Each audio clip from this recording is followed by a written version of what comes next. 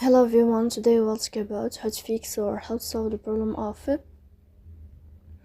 the application of SweetMeet. We click on settings. Here on this page you can click on apps, default apps, app settings. On above we can search about the application of SweetMeet.